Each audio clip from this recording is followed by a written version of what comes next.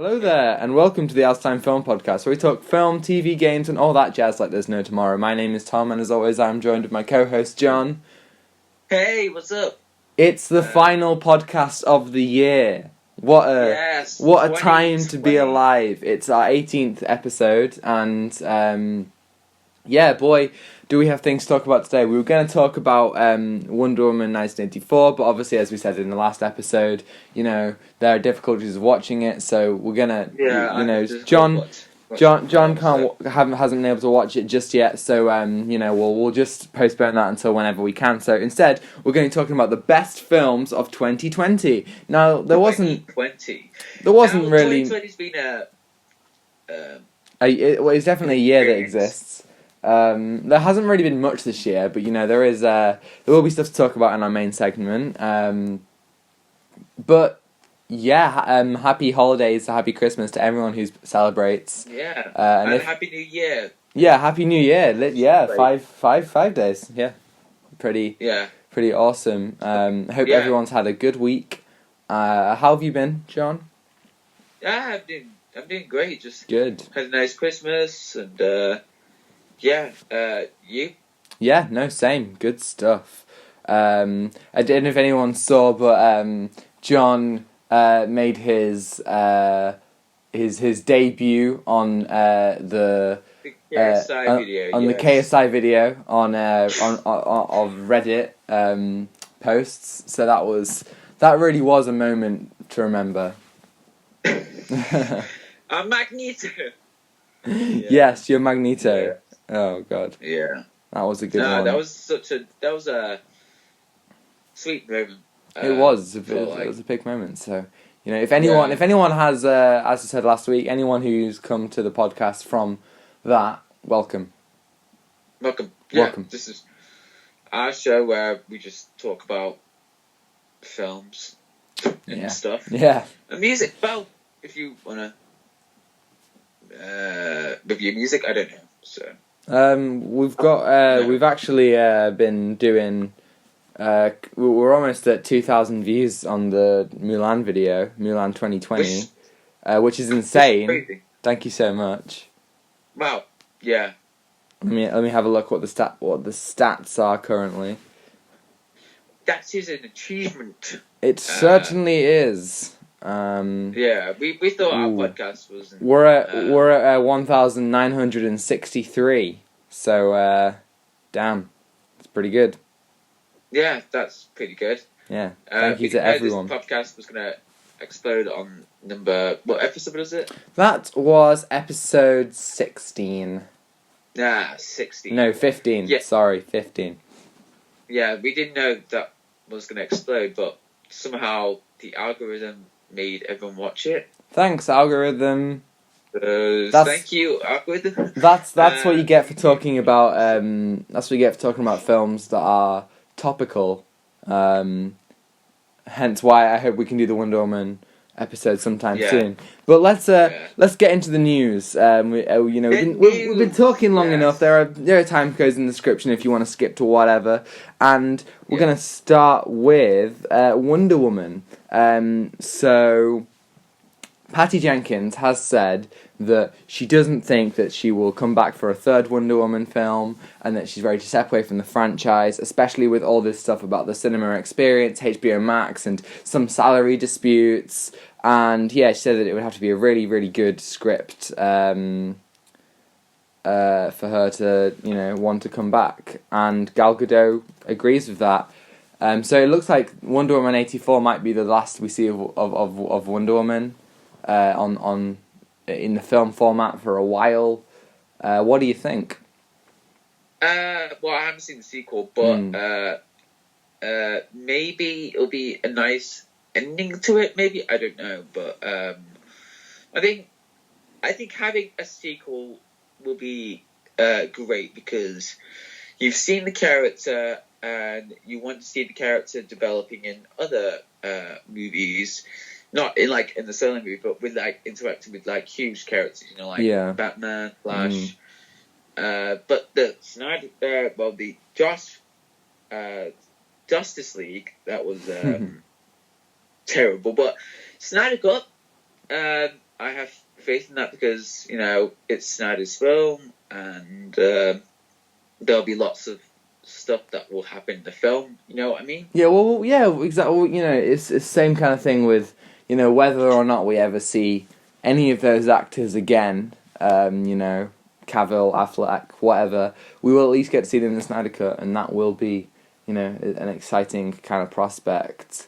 Yeah, Yeah, I think I'd like DC to just go forward with individual projects. Your Birds of Prey, your Jokers, the Batmans. I don't think I really am interested in just endless sequels because that's what makes things kind of tiresome. Like what Marvel done, they've decided to do trilogies.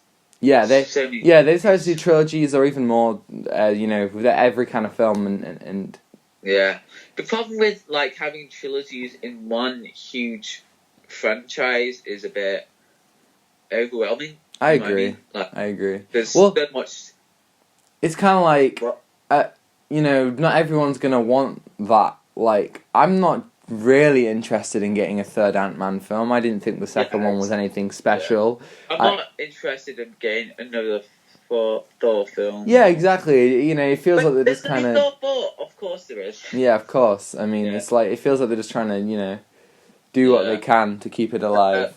The thing is that with DC is trying to make everything less complicated. Not make it a bit confusing. Make it simple. Yeah, they've. They're doing things. They're not trying to copy the whole cinematic universe kind of thing. But which I quite respect. They're taking it slow, They are taking it slow, yeah. And I respect them for that. So, cool. The Mandalorian is finished for this year. So we're no Mandalorian until actually Jon Favreau has said that no Mandalorian is coming until 2022. So he confirmed that the Book of Boba Fett is going to be its own show. It's not going to be what the Mandalorian Season 3 will look like, and therefore we're not going to get any Mandalorian next year, which doesn't mean that Din won't show up in the Book of Boba Fett. I think that's perfectly possible. There is also a book coming, so we're not going to see more from those characters. But yeah, and obviously Fennec Shand will be in the Bad Batch and stuff. So, but yeah, no Mandalorian next year, which is unfortunate. I mean, how do you feel? We have to wait 2 years. It's like it's like waiting for the mainstream Star Wars film. 2 years. But we got Boba Fett, the whole TV series on it. Yeah. That'll be interesting. Well, I mean, that is kind of what everyone wanted, though, isn't it? Like, they have really done well in building this new character, and everyone likes it now. But if you think back, what everyone really wanted was Boba Fett. So technically, we are getting what we were promised, a Boba Fett film. Now it's a Boba Fett show, all that stuff. Yeah. So, wait, is it still filming or is it stopped filming? It's still filming. It's currently filming, and I think they said that they're going to film Mandalorian Season 3 in 2021. So, who knows? Mandalorian Season 3 could be at the beginning of 2022. There's no reason why it couldn't be. But, yeah, I don't really know what to expect with that one. Yeah. Ooh.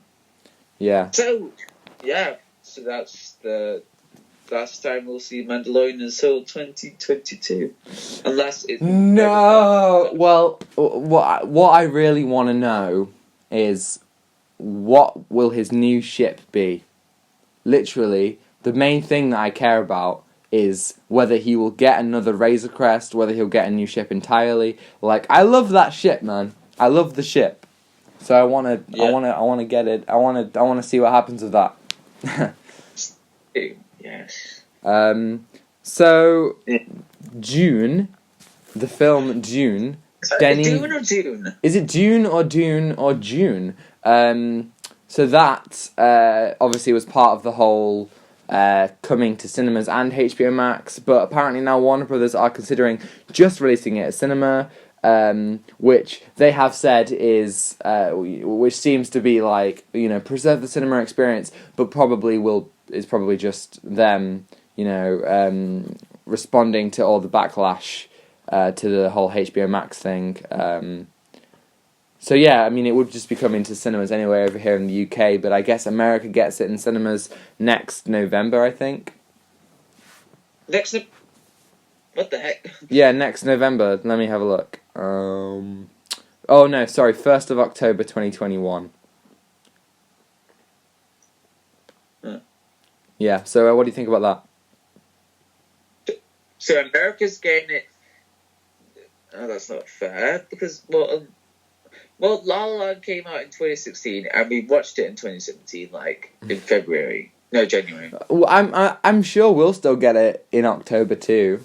It's just about, it being released in cinemas. If anything, we might get it before. Remember, we got Wonder Woman 9 days before America did. And wasn't it... I remember that Dune was supposed to come out this December. Yes, it was. Boy. Yeah. Well, I mean, if we sat here all day talking about all the films that we could have got, we would definitely be depressed. Definitely. And then we would have watched.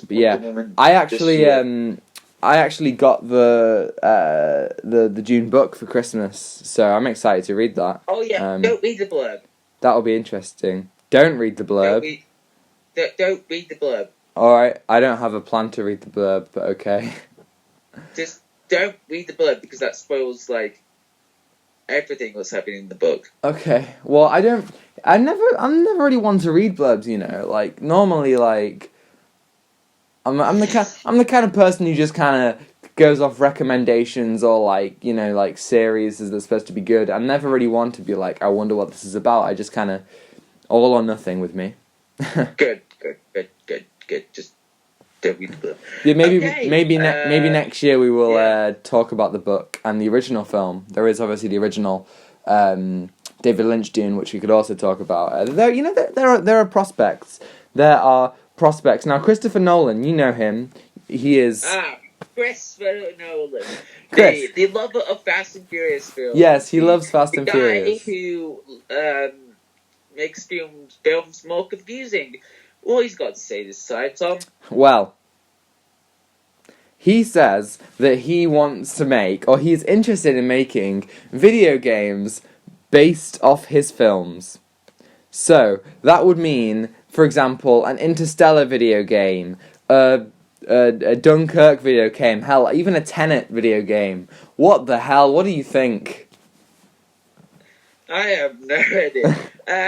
No, I think, I don't think he will make a video game on, maybe Inception or Internet, because those are the two films that I possibly think of that you can make on.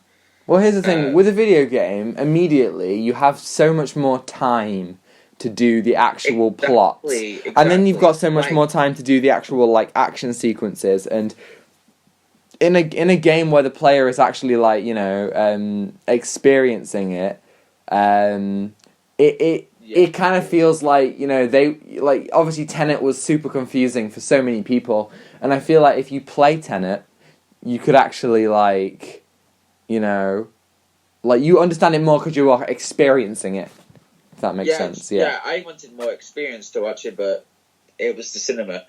What the heck? I didn't know what was the sound in the cinema. It was like some... So, right, exactly. So yeah, you can turn subtitles on. There are loads of things you can do, but having a video game experience will make everything so much better. You wanted to find out the lore or something to find out anything really about the film or the story behind it. So I think Christopher Nolan will definitely make a game on Tenet, because it was his most ambitious film, he said. Yeah, I agree. But I wonder, will this mean that other directors kind of jump on this train? There are loads of directors who, I kind of feel like you could make interesting video games from their filmography,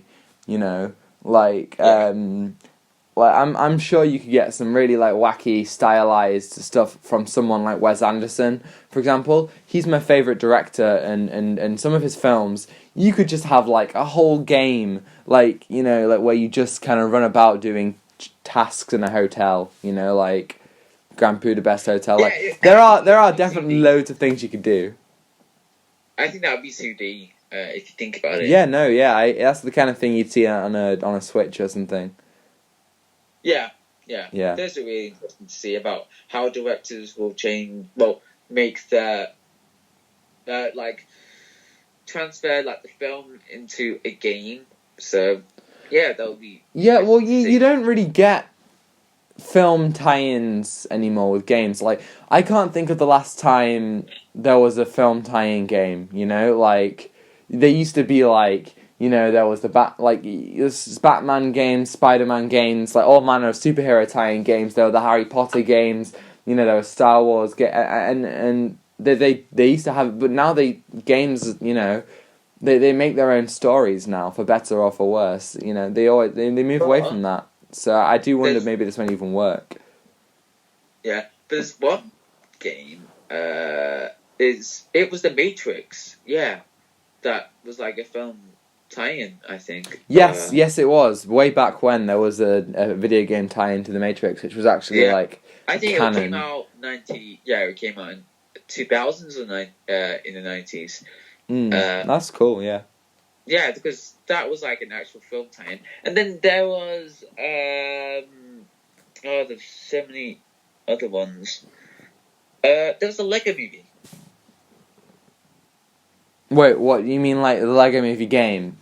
Yes. Well, yeah, Lego. Like the only games that I can think of that tie into films, you know, or are adaptations of films are the Lego games. Like, you know, you had the Lego Avengers, Lego Jurassic Park, the Lego Movie, all that stuff. So, I mean, they're definitely kind of the people who I associate with that. Speaking of games, Sony apparently has 7 TV shows and 3 movies based in the works based on PlayStation franchises. So, you know, you've already got your Uncharted, you've already got your Tomb Raider, you know, this is like, where could they go with this? So many places. What do you think? Do you want to see this? Yes. Well, no, I don't know. It depends on like what it is Sony, and they produced like really good games like Death Stranding, God of War, Uncharted, all those games, and but it's the hard thing about like transferring a game into a film is that you gotta think carefully about the length of the film, because in video games they're much longer, aren't they? Like up to 16 hours. You can't watch like 16 hours in one go. So it's got to be like 2 hours, and you got to unpack a lot of things in there. So, but if it's a TV show, that's good. Yeah, I agree, but it's like, I don't know where the appeal comes from, you know? It's like, with a video game, as you said, it's 16 hours. You spend so much time just wrapped up inside this kind of universe, like, and then with a TV show, like, I just don't know what the appeal is. Like, it can work, you know, like, if even with The Witcher or something. But again, The Witcher is based off books. But wonders, actually, so, yeah. Yeah, so... another thing about like video games, video game films are pointless if you think about it, because... Oh, yeah, definitely. The video games are like supposed to be like for yourself to experience. Like, you go around, you explore things, or do things your own way, but then if there's a film doing that could maybe potentially ruin your experience. I don't know, but if a film does really well, meets with the expectations of a really great video game, then that makes it a bit better. You know what I mean? Yes, I agree. So that's it for news this week. So let's talk about 2020. Despite everything, we've still had a fair bit of films. You know, there still have been some good and bad. And how many films have you watched this year? Well, new films. New films. 2020 films. Like, if you want to talk about how many films you've watched this year, that's a whole different conversation. But new films. But I haven't watched new films. But I have this year, but not a lot. But this year I have watched a lot of films. Like, I've got 100 movies, and I've watched like more than 20, I think. Yeah. Okay, cool. I have watched 37 new films. Which actually, to be fair, I'm watching Soul tonight, so that will be 38. But yeah, so what we're going to do is we're going to talk about our best, our favourite films, and maybe some of the most noteworthy too. We might also talk about some of the worst films too. We'll just, play it by ear. Let's... My top 10 might be a bit short. There's only 8 that I can think of. Top 8? Like, the only best films that I've watched this year. Okay, so, cool. Yeah, I hope you don't mind. No, that's totally fine. Yeah. We'll just, kind of play it by ear. We'll just, throw out some of the best films that we've seen this year. So give me one. Okay. You want me to give you one? I want you to give me one. I want you to kick it off. Oh, I'll give you one then. Alright. I'll give you one. You want to see it, I'll give it you. What? It doesn't matter. You go. You just fly like a bird. Okay. So, I haven't watched, like, Birds of Prey or all those best films you've seen, but I have watched really good films this year. Uh-huh. So, at the bottom of my list is Hamilton. Yeah, okay. Hamilton is a really interesting one. Yeah. So, I really like musical. Mm-hmm. Me too. So I watched the musical live, but then... Yeah. That's a great experience. Mm-hmm. I recommend. I can imagine. Yeah. Tickets are expensive, so yeah, it's great. It's a good film. Yeah, I enjoyed it. On to you, son. Okay, so in terms of Hamilton is really interesting for me because I watched it, and as you will know from maybe like the first couple of episodes of the pod, I did not enjoy it.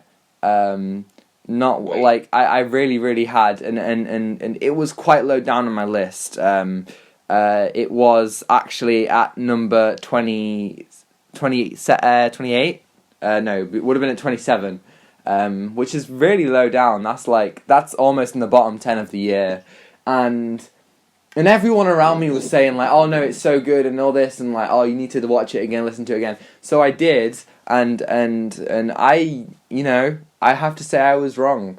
I have really come around on this. Wait, what? And I have really found. Yeah, I know. I'm big enough to admit that I was wrong, and I've already had a turnaround in this film. This is actually on my 11th favorite film of the year. I have a really especially since re-listening to everything, I have a much bigger appreciation for what it does with all the music, and some of my original points still stand. I think the ending kind of goes on a bit. It doesn't really. It cuts to the chase when it could kind of be a bit slower, in my opinion. That's interesting to hear. Yeah, but I'm down but yeah, I've been reformed, and now I like Hamilton. So well done me, I guess. Well, that's surprising. The end of 2020. It really is. Anyway, on to the next one. The Invisible Man. Yeah. All right. Yeah. So yeah. Oh, just before we get into whilst I remember, spoilers. We'll almost definitely talk about spoilers for any of these. Yeah. Or the film you haven't seen this year, just go watch it. Or just pause this. And, I would say everything we talk about here will be worth checking out. Yes, everything was great. Yes, everything it is. Is awesome. Oh no. So yeah. So the next one is The Invisible Man. Yeah. This is actually really good. So the director who did Upgrade directed this. Have you seen Upgrade? What? Have you seen Upgrade? Yeah, I've seen bits of it. Yeah, Upgrade is great. Yeah, it's really great. I saw like how this director like used like the camera movements for like seeing the Invisible Man, which is great because it just gives you on the edge, like, oh, is he there or is he somewhere? And it works really well with like modern day technology. It doesn't go like the old film. Like the old film, just like a man drinks a potion, turns invisible. But this one is modern day technology. There's cameras around this suit, which makes him invisible. Mm-hmm. The acting from I forgot her Elizabeth name. Moss. Yes, Elizabeth Moss. She did great. She did amazing I stuff agree. in this film. Yeah. Okay, so I had Invisible Man number 17. So it's about in the middle of my list. And I thought that it does really well with the suspense, and it is a scary film. As you said, Elizabeth Moss is really good. You know, it does so many things really, really well. However, the one thing I didn't like was the ending, and this is something that happens in so many. The ending was a bit. So many horror films. A disclaimer: these are the films I watched, and I just ranked in order. So yeah, I should have. These are out of order, so I'm sorry. Yeah, no, that's all right. But yeah, it happens for so many horror films. Like I feel like, you know, the ending. They go all out in the end, and then it feels like it loses some of like the subtlety. Like the ending of the film it just felt very out of character and very hypocritical for the main protagonist to do what she does. You know, and I just didn't really connect to it. I kind of felt like it kind of undid a lot of development from the film. And it felt like it wanted to end it off with a kind of like ooh, you didn't expect that, and it was kind of like, no, I didn't expect that, and now I'm a bit annoyed that you have done that. Yeah. So I didn't like the ending because it was out of character, like you said. But in terms of like everything in the film apart from the ending, it is a great film to watch. I mean, you've got like the suspense, you've got really good music. The music's quite good, I think. Yeah, I thought the music was good. The music's good, yeah. I would watch it for like for horror, but I wouldn't watch it again. But it's great. It's great. Yeah. Right. On to my next film. Right. Let me just skip. Yes. Bad Boys for Life. Right. Okay. So I haven't seen this one. So this is all you, and I know that you watched this one, but you haven't seen the first two. So please talk to me. I haven't seen the first. Yes, I'm sorry for those who are listening right now. I haven't seen the first two, but I watched the first one. I can't somehow watch the second one anywhere. Oh, but shame. I'll purchase the 3 films Blu-ray separately. Nice. But yeah, so Bad Boys for Life. What a great film. It is enjoyable to watch. I watched it with my friends in the cinema before this whole corona thing happened. Yes, I remember. I remember that time before the virus. It was actually a really nice thing to do, like see my friends and watch it on the big screen. We had a laugh. What the film does, it's really good. Like, so it takes up like characters, like from the old film, like the first one, the second one. Uh-huh. But there was like one lovable character from the second one, and I watched a clip from that. So, what the film does, it doesn't make you confused about anything that you need to know about the first two, but only the characters. So, it's very fresh. So Will Smith and I forgot. I'm so bad with names. Wait. Did the Martin Lewis. So Will Smith and Martin Lewis. Lawrence.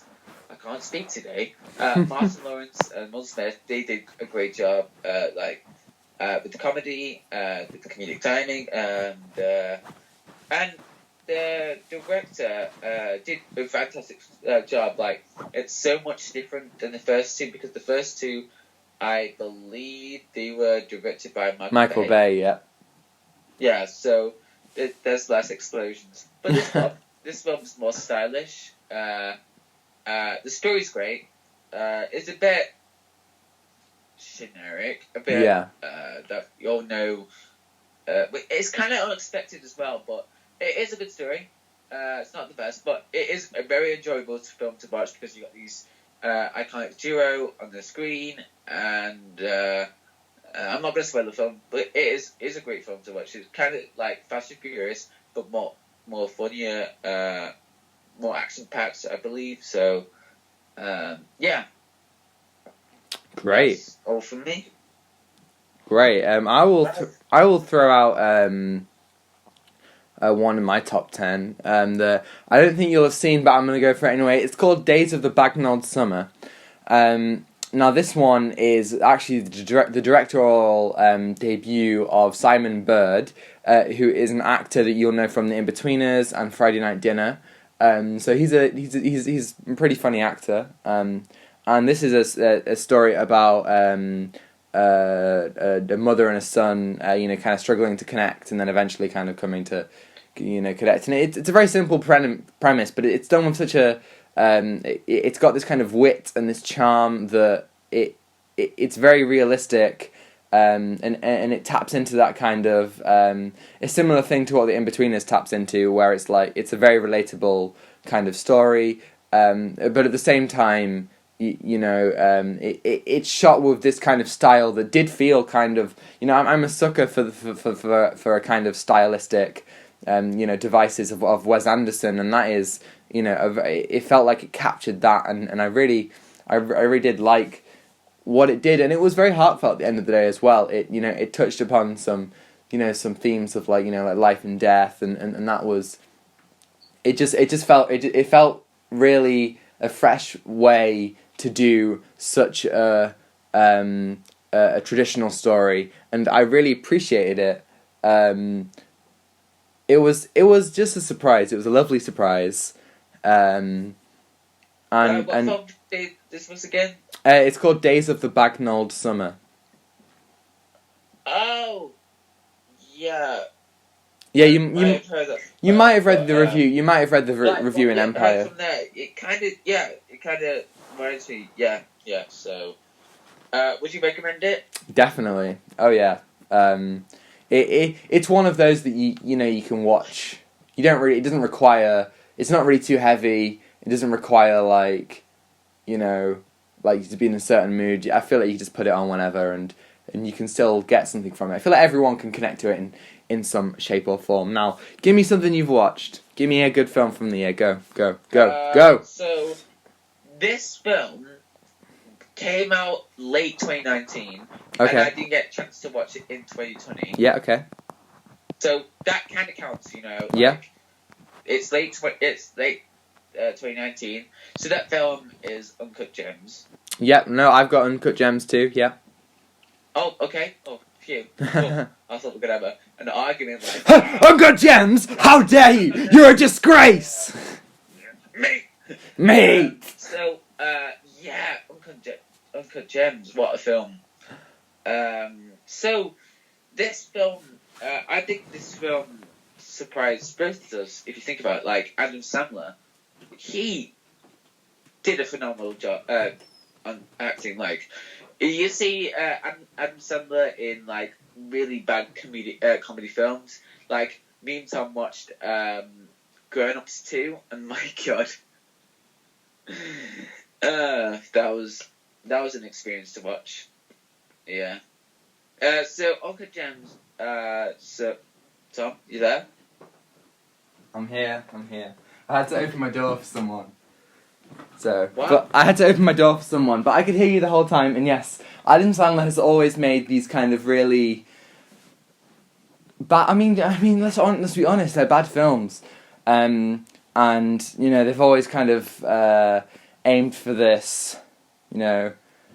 Yeah. It's a very simple juvenile form of comedy that works for some people. It doesn't work for me, and I don't. You not watch like Grown Ups 2, and you didn't like.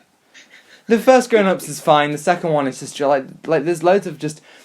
Now after, he did say that if Uncut Gems was snubbed at the Oscars, which it was, that he would take advantage of his Netflix deal and make the worst film imaginable. And he did. He made Hubie Halloween. And I watched a good 40 minutes of Hubie Halloween. And my God. So, it's mad that this guy can just do something so good. I really do. Yeah, it's mad that he can do something so good and then make something so bad, like, even intentionally. That really was crazy. Yeah, like, Uncut Gems was so different. Adam Sandler did a different way of different way of acting in this film, and the story is so good. Yeah, it feels very simple. It feels like a kind of a wild goose chase, where it's just, you know, he's chasing this thing, you know. Thing. Yeah, he's a very flawed character. You know, he does things and he struggles to get by, and he's also very greedy. And that's what I think is the most interesting part, is his character. You know, it's all shaped around this one character who you know, is trying to do things for so many different reasons and does bad things to people, and people do bad things to him, and tries to make the best of a bad situation, and it doesn't always work for him, and especially in the end, you know, it ends in a really fitting way for the character, I feel like. Yeah, it's like like your anxiety's on the rise, like, is he gonna do this or is he gonna do that? Like, this is like things that you wouldn't do, but then like it's like his greed, like just takes him somewhere else that just goes, what the heck? And also, especially the end, like it kind of makes you think, like, am I supporting the character or am I disliking this character? Like, you're supporting him all the way because you feel like, oh no, he's on this, he's on that, and like, oh, is he gonna get this ring? Spoilers. I'll give you time for spoilers. Oh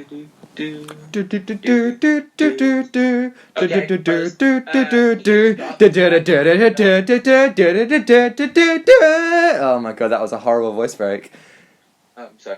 So he gets shot in the film, which he kind of does. lets him, like, if he keeps winning, he will do it all over that again. Yeah, I think that is a perfect end to the character as well. I think, you know, it's a perfect representation of what all this incessant greed can do to someone. Yeah, so greed can take you dark places.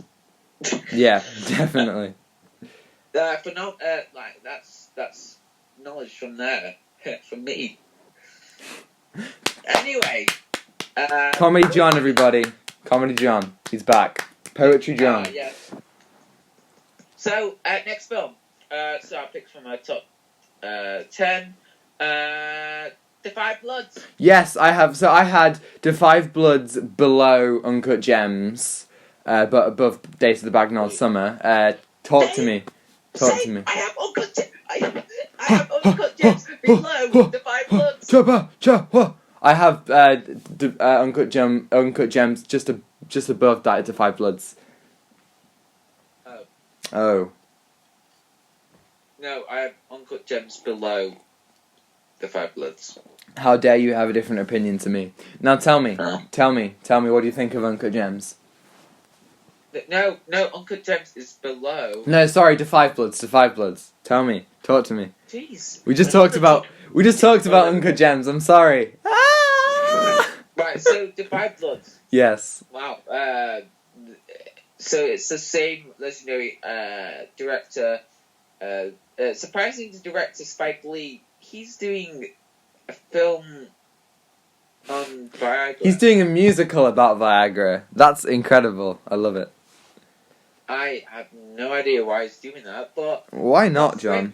He can do anything he wants. He's a director.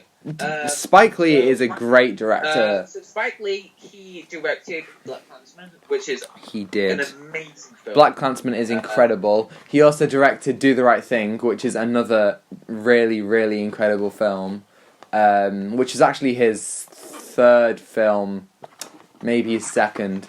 I've seen those two. I've seen She's Gotta Have It in Crooklyn. He does.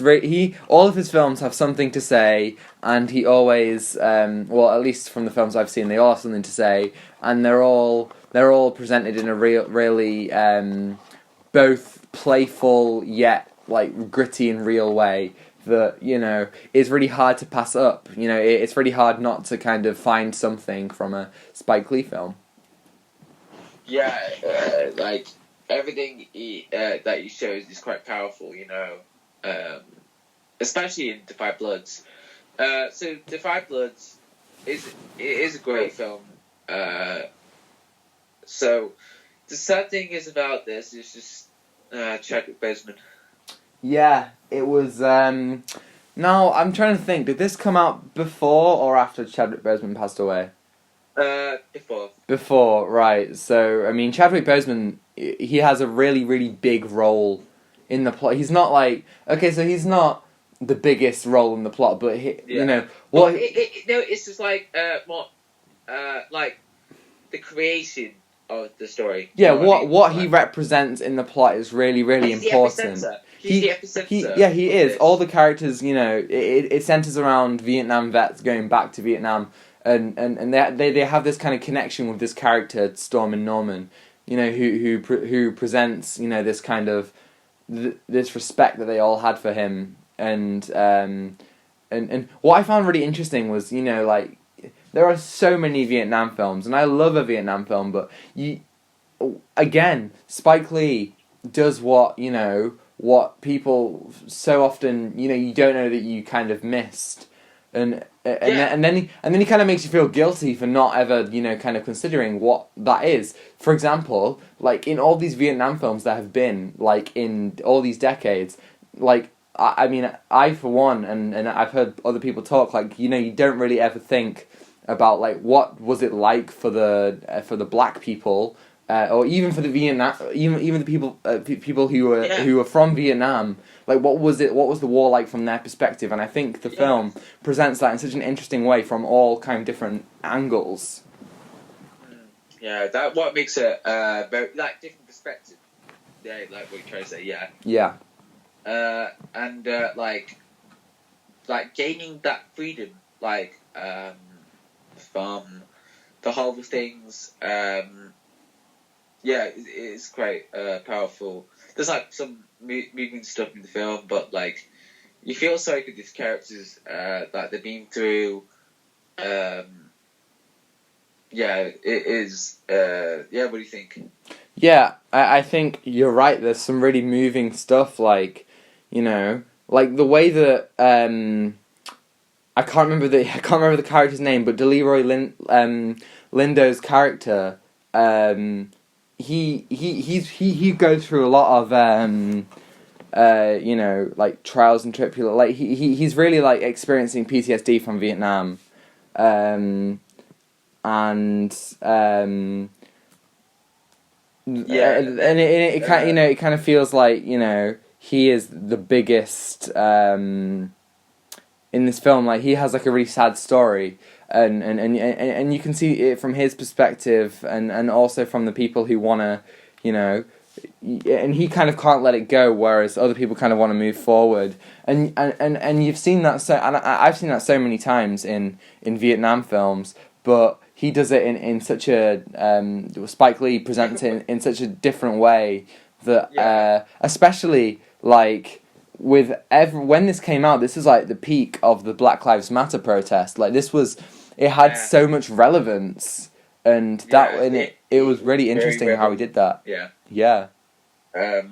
Yeah. So I recommend for watching Black History Month or watching it sort of like history. Yeah. It's very interesting to learn about what how Black people coped, or how they struggled in Vietnam, and like given from their perspective. Definitely. So I really recommend it. And I agree. The sad thing is about Chadwick Boseman, the character he plays as Don Norman, he dies, gets killed accidentally. Yeah. But, there's a moment where Storm Norman, the ghost, the character sees Storm Norman, and then there's a sad moment, he says he's sorry, but then yeah, it is, and as you said, it kind of gains this extra kind of weight to it now that we have lost Chadwick Boseman. So that is really one of those films that is extra hits home extra hard since then. Yeah, I recommend to watch it. Yeah, me too. Yeah. All right, what have you got next? Right. So this one, I don't think you heard this film, or maybe, but there's a film called The Platform. Yes, I have heard of it. Oh, have you seen it? No, it's on Netflix, isn't it? Okay, right. It's a Netflix film, right? Yes. Yeah. So this film, what can I say? Right. So I haven't watched it for a while, but so it follows on this character. I forgot this character's name, but this protagonist, he goes. There's a room he's in, but there's a hole in this room, and then he's sleeping with a partner. Yeah. And then they don't know what's happening, but then they get food down every platform. This table thing that goes down. Right. But the thing is that they're on different levels, and then people above him, they eat the food so much better, really their food. But then as the table goes down, the food gets taken away, gets gone. So the thing is that this protagonist, he has to gain a higher status in this order to get really good food, the best food that you could think of, in higher levels. But if you're at the bottom of this level, sort of thing, you are possibly going to die. So okay. Yeah. This film was very interesting. It works on how society was how not what percent society was we live in a society. But there's a lot of things to unpack on that film. But there was a analysis film you can watch. There's a YouTuber called Pyrocynical, and he makes a really good analysis on the platform. I haven't watched it for a while, but I would give it a watch to understand this film. But I would recommend you watching the film first and watch this video. Cool. So that will give you a deeper meaning about what's happening. So so that'll be all from me from the platform. Cool. It's a great film to watch. It's actually quite funny. My A-level screenplay is, funnily enough, called The Platform. Totally unintentionally, but yeah, it's called The Platform. Oh. Yeah? Interesting. Interesting. On to the next one. I'll throw one in. Bombshell. Oh, Bombshell. Did you watch Bombshell? My dad told me about it. He told me all the what happened in the film. But I've seen bits from it, what he's watching. But I do understand what the film was about. But you tell me. Okay, so Bombshell is a political drama based on a true story, and it's about the whole scandal with Fox News and about the exploitation of the female news anchors and how the bosses of Fox News get these women promoted and stuff through horrible means of exploitation, and it is a really extremely uncomfortable film, which is driven by some incredible performances. Now, this film is headed by Margot Robbie, Nicole Kidman, and Charlize Theron, who are all incredible in pretty much everything they do. They're all awesome actors, and they all kind of present. Margot Robbie is like the young person who wants to move up in the world. Nicole Kidman is the kind of old anchor who is what's the word, she's used to it all and she's seen everything.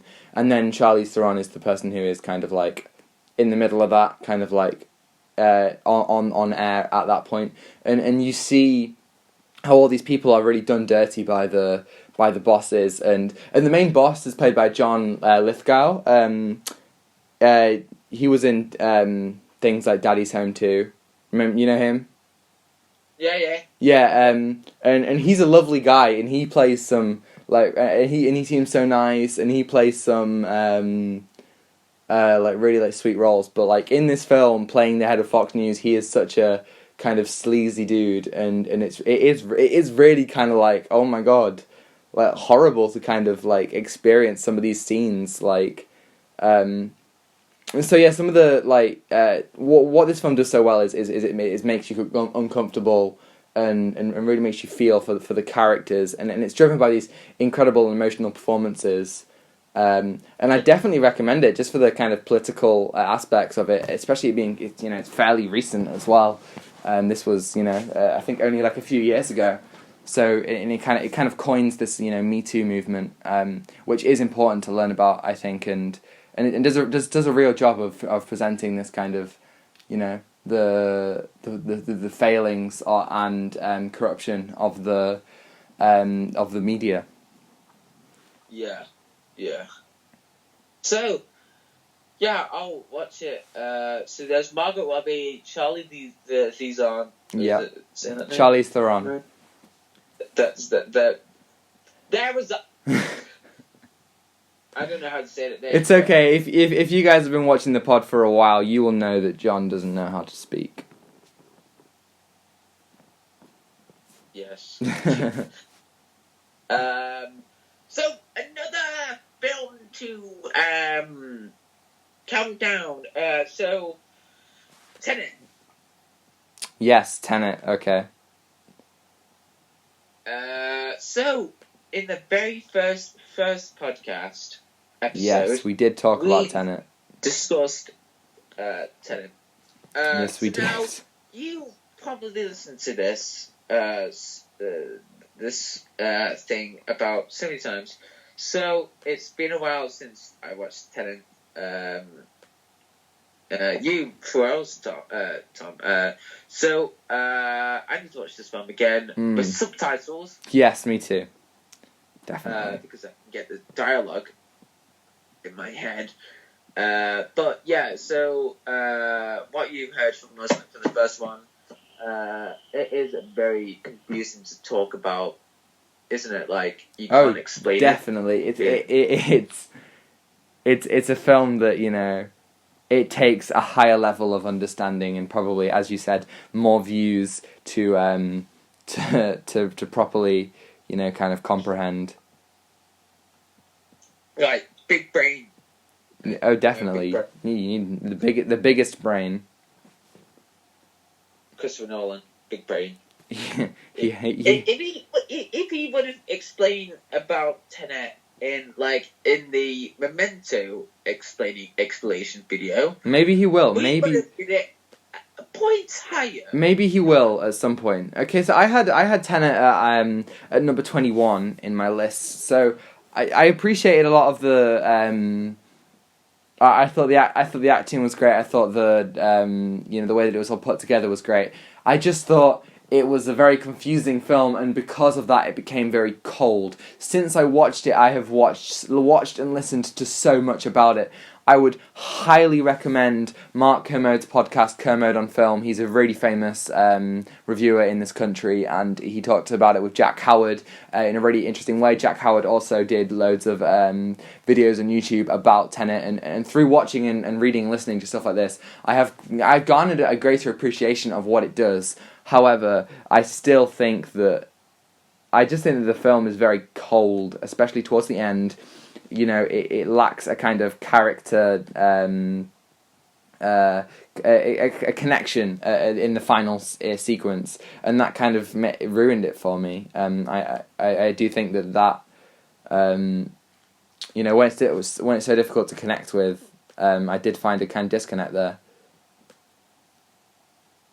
Yes, connect all the dots to make the film understandable. The big brain.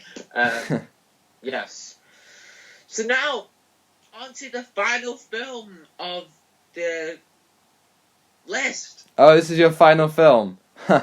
I'm barely halfway through. You're barely halfway through. I'm barely okay, I'll throw one in. I'll throw one in now. I'll throw a couple in, actually. Okay, so I've got A Beautiful Day in the Neighborhood. Now, this is a film about Mr. Rogers, who is an American TV presenter, did a show for kids, and it is beloved in that country. I never had it as a kid, but watching this film was like a catharsis. It was like being given a hug. It was a restoration of hope. And when this film came out, when I watched it, it was towards the beginning of the pandemic and of all the things that have happened this year, and it just felt like being given a hug by Tom Hanks and by Mr. Rogers that reinstilled hope in the world. It's a film that where an interviewer who doesn't exactly believe in his life and in himself, he has an interview with Mr. Rogers, and through spending time with him, he sees how much Mr. Rogers cares about everyone around him. And Mr. Rogers helps him reinstill hope, and through that you feel this kind of thing. You know, your heart, you know, as like the Grinch, your heart grows 3 times the size, and it makes you kind of want to see the best in people, and it presents the world in such a lovely way that, you know, that doesn't ignore some of the most difficult parts of life, but it just kind of looks to you and says, it's okay, it's just part of life, and you'll get through it. Look at all the good stuff that there actually is in the world. So yeah, just a wonderful film that, you know, is really light-hearted in the best possible way. And yeah, I really enjoyed that one. Right. Go on, tell me your final one. Give it to me. Parasites! Yeah, I mean, what can you say? I had Parasite at number 3 on my list. But what a film. Yes. So I'm interested. You said when you saw it, you didn't think it was as good as everyone said. So what? Yeah, how has that changed? Okay, so I haven't seen the film in quite a long time, but okay, it is a great film. It is. But okay, so past me, January, February, March, me. So yeah, I didn't like the film because it was just too unexpected. I mean, like, it was just too big brain for me. Yeah, like, it is a film that explores some really deep, you know, things that is very, you know, unexpected. I was talking to someone in my, sorry to take over, but I was talking to someone in my politics class who said, like, I didn't even get that it was all about, like, social class and stuff until I watched the video, and I was like, what? I I was like, you didn't understand that? Like, I clearly understood it was about social class. Yeah. About like different things. But the thing is about like Parasite. But so the first time, I thought it would be like a comedy film. To be honest, okay. Oh, this family will take over this. Interesting. Or take that part, and then it'll be much funnier. Like, oh no, this mishap. But then 1 second later, there's like a murderer, like in the basement. No, there's like a man in the basement, and the families keep hiding this man in the basement, and this man is related to the woman who's serving the family. I'm like, what the heck? But no, it's a great film. No, yeah, it it really it doesn't stop. Parasite. It presents everything in a really thoughtful, interesting way, and it has one side of it where it's super like it's so carefully constructed, and it builds something in such a perfect way, and it builds these dislikable characters and these likable characters, and the lines of who you root for are blurred. But then on the other side, you got this wild thriller horror where there are people dying and people like getting thrown down staircases and people slowly being like beaten down, and it's done in such a fantastic way, frankly, that is it resonates with so many things. I can't really feel. I don't. There are some people who don't understand it, and I don't really get that. I feel like I understand it. I feel like there's there's everything to understand. Watch the film again. Yes, your big brain, just watch it. Yeah, that's definitely one to. I tell you what, that should be the word of the week. I feel like you said big brain at least 20 times. I'm sorry. It is 2020. It is. Everyone keeps saying it. They do. You've said it. I did. I have done. Yes, I have been known to say that.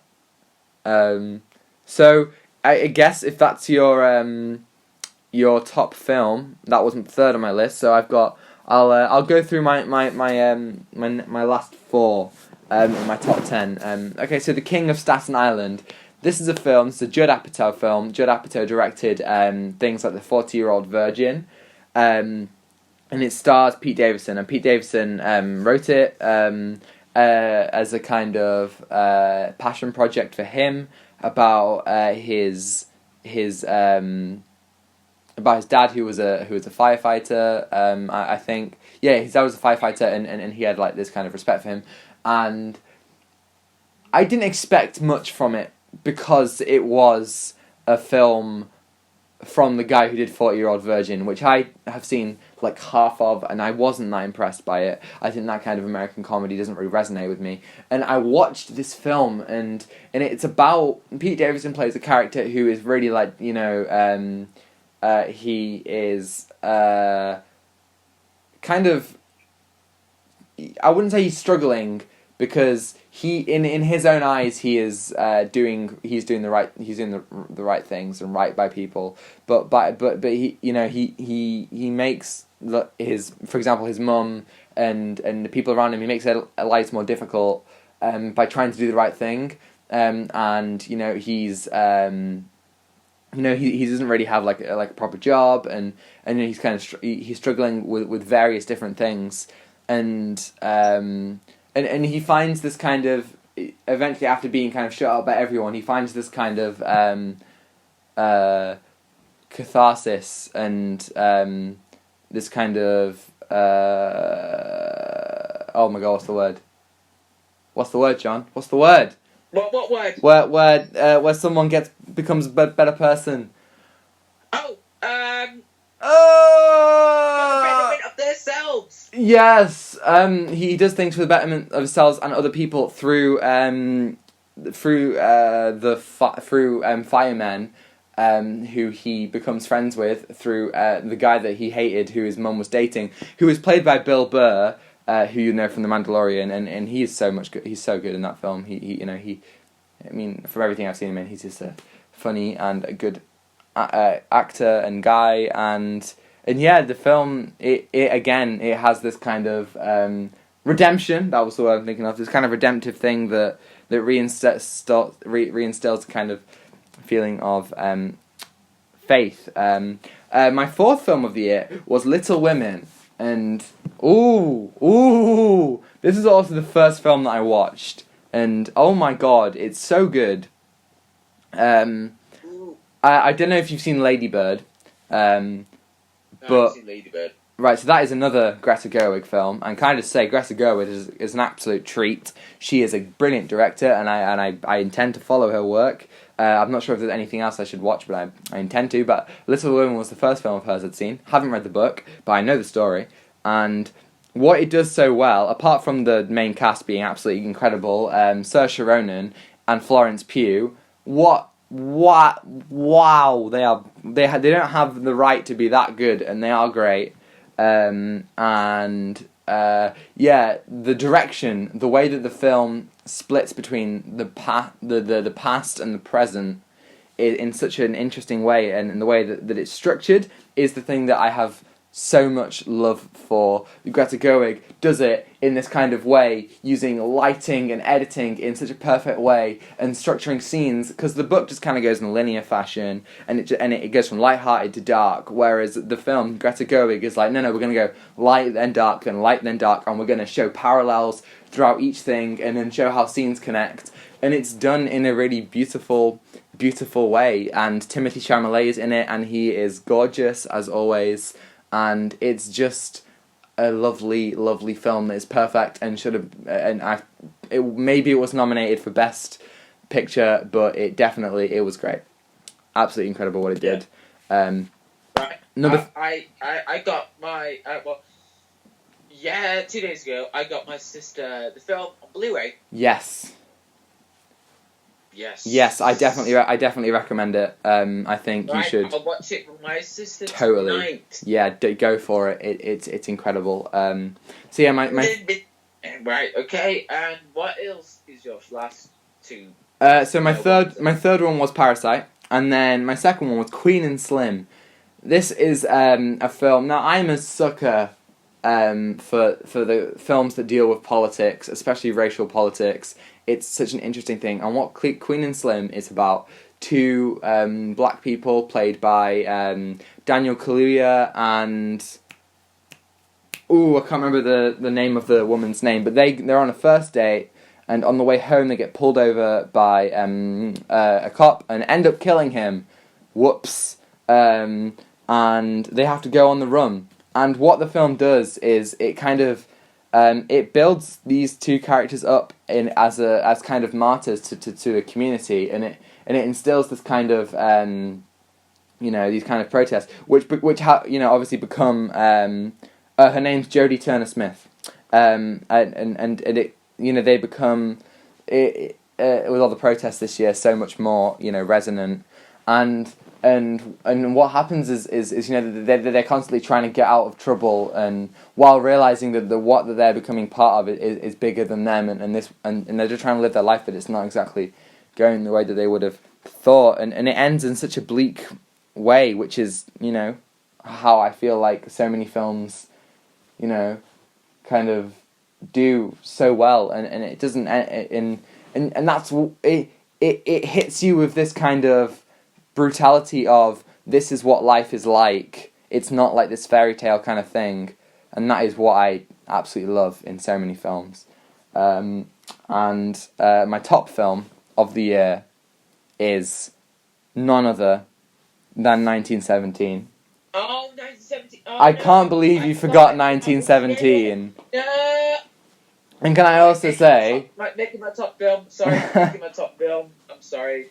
I've completely forgot about 1917. Well, I want to also give you a chance to talk about The Lighthouse, because you also forgot about The Lighthouse. Oh, So I'll let you talk about The Lighthouse. I completely forgot the films that I watched this year. I'll let you talk about The Lighthouse before we talk about 1917. So go for it. I haven't seen The Lighthouse yet, but I hope to at some point. So yeah, talk to me. Lighthouse is a fever dream. It's a great film to watch. You go on this ride with these two people that you don't know. You got Robert Bat.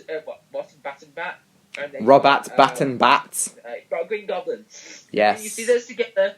It is kind of a bromance, but it's weird.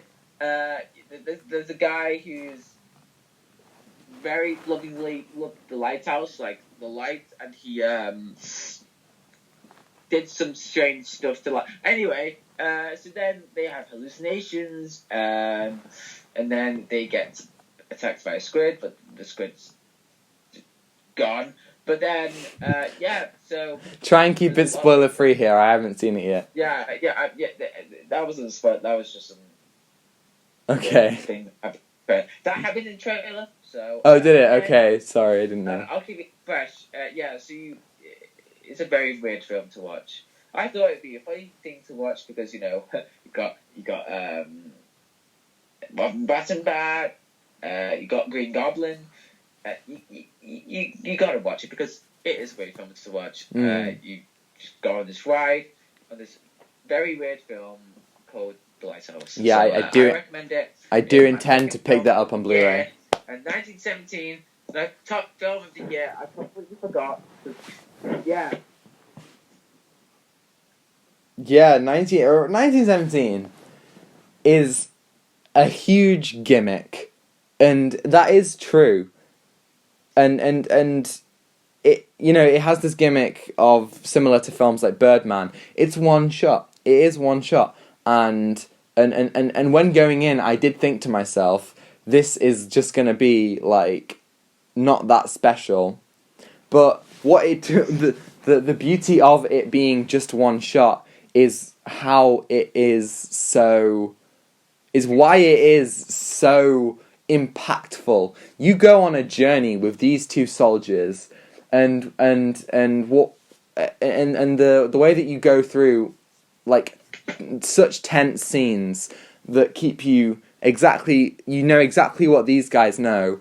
It never cuts back to anyone else. It keeps you with these two people, going through no man's land, through the German, occupation, trying to get to this, to this battalion to warn them about a trap they are going to be walking into, and it's so tense and I know that this opportunity is gone for most people, but this is a film made to be watched at the cinema. I watched it on the super screen at the Cineworld near our home, and then I was lucky enough to see. I was lucky enough to see it at the oh my god, what's it called? The South Bank IMAX in London. Yeah. I watched it at my nearest cinema. Yeah, and I watched it on the super screen, and it's just it is made for cinema. It is made to watch on the screen. Like, you got these films like La La Land, you got these like Blade Runner. Definitely. I didn't see Blade Runner 2049 on the big screen. I wish I did. We were too young. We're too young, bro. Yeah. But yeah, it 17. That is just an unforgettable experience. It really is. It's so intense. Like, you're watching a film. It's on a big screen. But this one is different because you're so engaged on what's happening around you. Like, you're on this journey on these two men. What you said, and it's just an emotional roller coaster. Like, it makes you feel what these soldiers went through. I agree. You get and there are some like really fun cameos. I won't spoil it for you, even though they're most in the trailer. But there are some really fun cameos. But the best thing are the two main characters. They have this bond that is so beautiful and so like interesting and you go on a journey with them and for all intents and purposes they are just two people who have been thrown in this situation and they have to do the best and that's what the film. The best thing about this film is the cinematography. This film, it really drags you through the dirt figuratively and literally. It does shots that are physically impossible and it maintains this kind of really interesting and I don't know how to describe it. Like it keeps you on the ground and it shows and it makes everything feel so much larger than it is. For example, with there's a sequence in a town at night and the explosions and the tense and the, how tense it is and it all builds up in such a incredible way. I have to say, I cried at the end of this film. There is a scene where everything has come up to this huge moment in a trench. If you've seen it, I'm not going to spoil it for anyone who hasn't, but if you've seen it, you know the trench scene I mean. And the and one of the characters. I actually cried at this. Me too. It was it was cinema, as Martin Scorsese would say. Like, it was cinema. You don't know how appreciated about cinema, like giving you these shots, about these amazing shots, like how you make you feel about how this character's like this powerful moment, like running through, saving these soldiers' lives. Yeah, and the horrible thing is that it doesn't work in the way that you would kind of expect them to, you know, like it. As I said with a couple of other films on the list, it doesn't go how you know. It's not as perfect as you would hope it would be, and it is based on a true story loosely, and it climaxes to a point where the cinematography, the music, the journey of the character, the acting, it all comes this emotional moment that just I couldn't hold it in, man. I cried so much, and then it kind of winds down and ends on a really like a personal, emotional moment for the character. I really loved the soundtrack at the end. What was it? Come Back to Us. Oh right, yeah. Oh man, yeah, beautiful. It is just amazing representation of the World War One. Yeah, it really is. Yeah.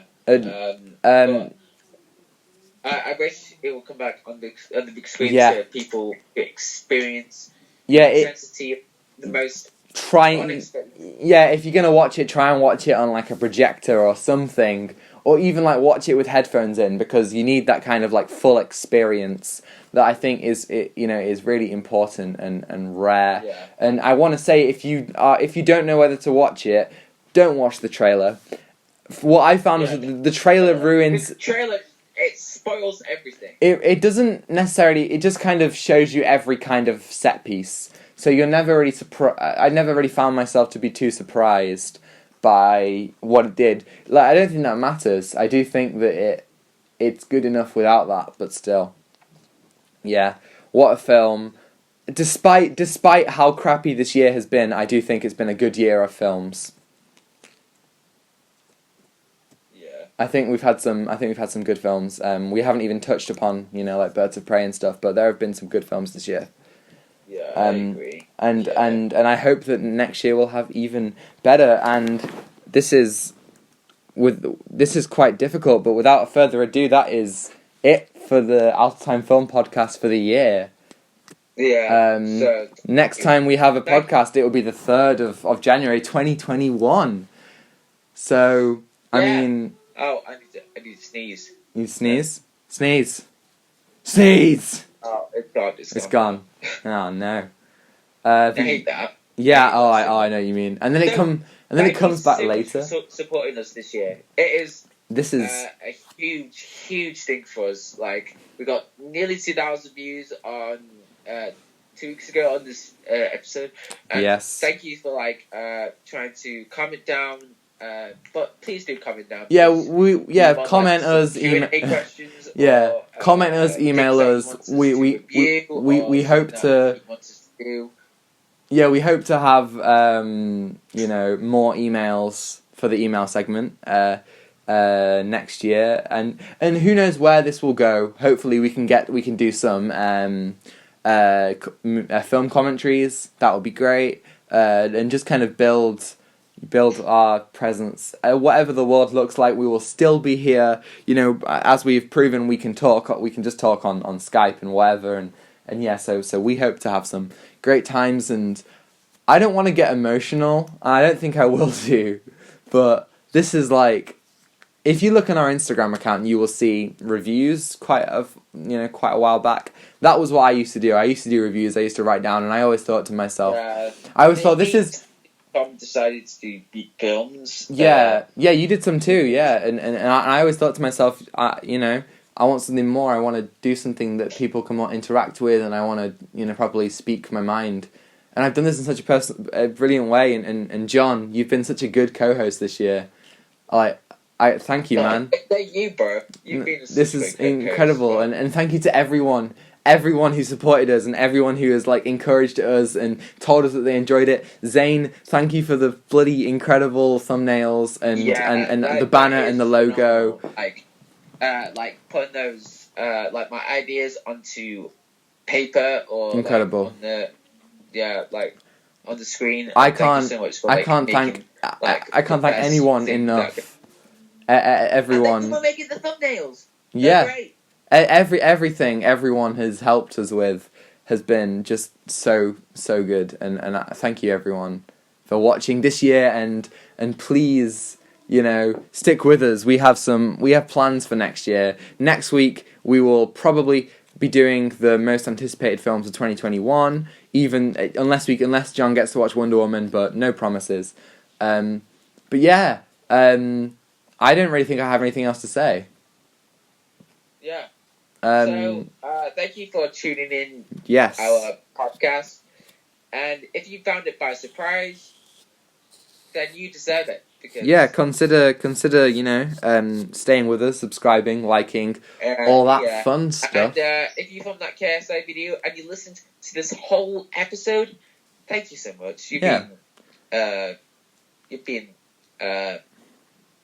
supporting us and just listening to these two crazy people. Everyone, thank you so much for everything.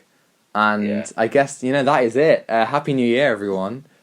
And we will see you in 2021. I hope everyone had a great Christmas. Yeah. Or whatever you're celebrating, or even if you're not. I hope you had a good year despite all the terrible stuff that has happened. Yeah. And I believe that everyone should have a nice Christmas. What we've been through, and for those who don't celebrate Christmas or don't do it any other way, I hope you have a nice holiday or have a nice time with your family. So, Have everyone have a great New Year, and we will see you this time next week, which will be this time next year, which let's hope 2021 will be better than 2020 was. Yeah. And we'll come back to this one moment where we will say, I will hope 2021 will be better than 2020. Will be, that curb your meme. That curb your meme. Yes.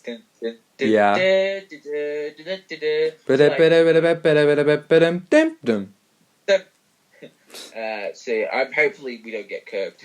Yeah, hopefully we have a better time than this year. But yes, thank you everyone, and without further ado, for the final time of 2020, take what you're given.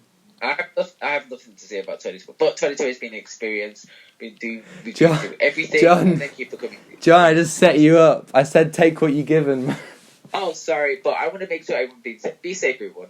Everyone be safe, man. If it looks like things are only going to get worse from here on out, but we'll be here and we'll be reporting on anything that happens. We got Wonder Woman to talk about, we got WandaVision, we got Soul, we've got, stuff. We've got stuff to talk about, anything that comes out, we have plans.